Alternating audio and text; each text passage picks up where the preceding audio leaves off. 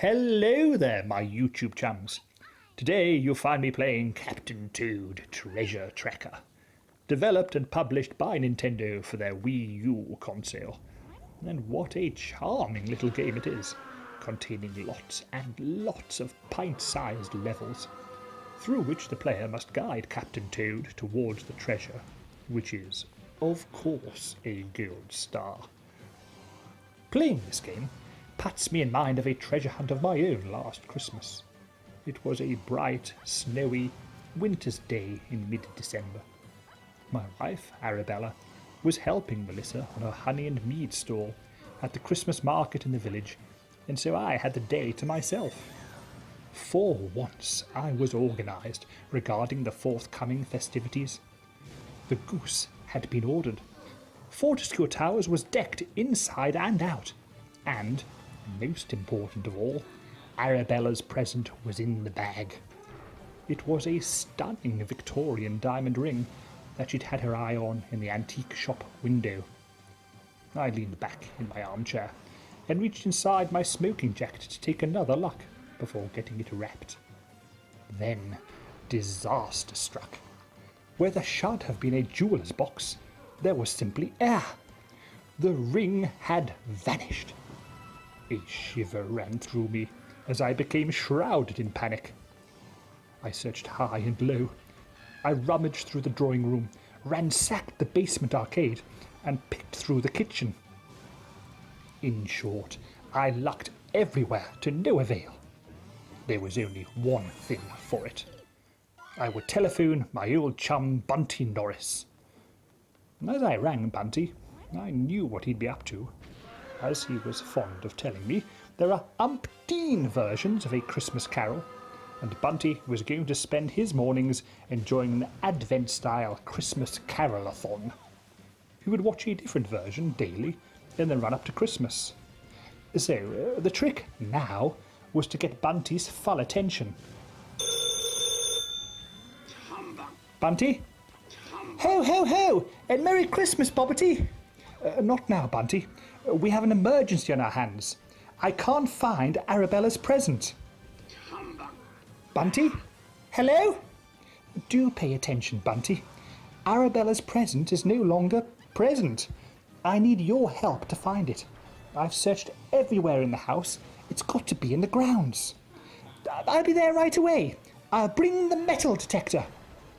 And so, before you could say brass monkeys, there we were, ankle deep in snow, staring at the metal detector.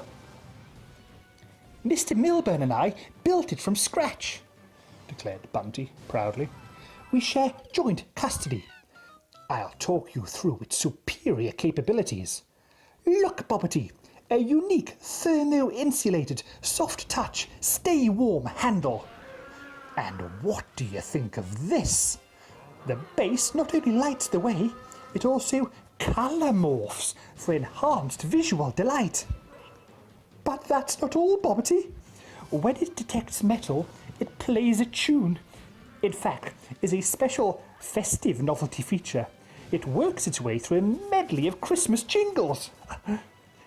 Mr. Milburn was forced to abandon his idea of attaching loudspeakers, as Melissa warned him it would infuriate the neighbours. Marvelling at this technological wizardry, I grasped the too-hot-to-handle handle and let out a shriek. I know, Bobbety. Mr. Milburn said that the thermostat still needs some fine-tuning. Righto, Bunty.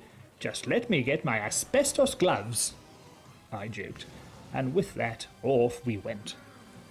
Our trek around the grounds was punctuated by the occasional interjection of a Christmas tune, accompanied by a burst of excitement when we knew some mystery metal lay beneath our feet. Our hopes were always dashed, however, as our discoveries were merely ring pulls, a bell from Winston's collar, and a brass horseshoe from the puzzled peacock. Alas, the lucky horseshoe hadn't brought us any luck, and, despondently, we trudged back to the comfort of the indoors. But there was little comfort to be had, for we had failed.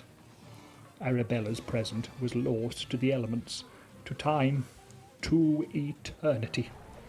I stared morosely into the roaring log fire, while Bunty stood at the window and looked out across the gardens. "We tried our best, Bobbety. No one can say we didn't." "I know, Bunty, but the ring was a one-off. There's no way I can replace it." As Bunty continued to gaze across the now darkening gardens, the external Christmas lights came alive, bathing the grounds in a kaleidoscope of festive illumination. There was a sudden gasp from Bunty. "Bobbety, come and look at this!" I turned, but no matter what it was, it couldn't cancel out my melancholy. "Look at the snowman!" said Bunty, with a huge grin. I laughed.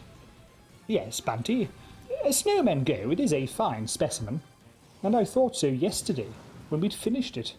Although I wish now I'd got dressed properly before heading out," I said, remembering how, in my excitement at the heavy downfall of snow, I'd rushed straight out in my smoking jacket and slippers, despite Arabella's fervent warnings. "Ooh, I can feel a chill coming on," I added, beginning to feel sorry for myself. "Look again, Bobbety! See the snowman's finer features." So I did. And then I saw it. Beneath the snowman's eye was a teardrop, dazzling, reflecting and refracting the reds, greens and whites of 1,000 festive fairy lights. It was none other than Arabella's missing diamond ring. "I must have dropped the ring when we were building the snowman, Bunty, and the slight thaw has revealed it. It was here all along. Christmas has been saved." Bunty was wearing his thinking face. "Isn't nature amazing? It taketh away with one hand, then giveth back with the other," observed Bunty profoundly. "It's a Christmas miracle." "Oh, Bunty." Thanks for watching. If you've enjoyed this video, please subscribe, tell your chums, like me. Until next time, this is Lord Fortescue and the rest of the gang saying Merry Christmas and Toodle Pipsy, my YouTube chums.